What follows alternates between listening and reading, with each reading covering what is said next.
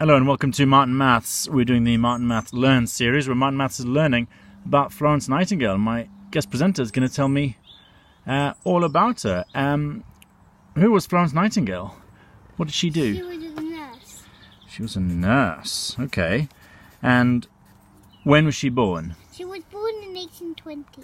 In 1820, and when did she die? She died in 1910. 1910, okay. And she's most famous for helping out in a war. What war was that? Crimean. In the Crimean War. Very good. And where was she from? She was from Italy, Florence. She's from Florence in Italy. Okay, very good. And who were the people that she helped? The soldiers in the Crimean War. The soldiers in the Crimean War. And you said you even knew what colour they wore.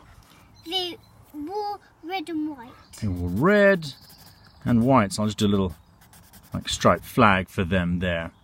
That's fantastic. Is there anything else that you want to tell me that you know about Florence Nightingale? The hospital they went in was called Scutari.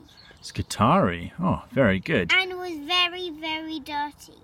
Okay, and so what did Florence Nightingale do to help? She sent messages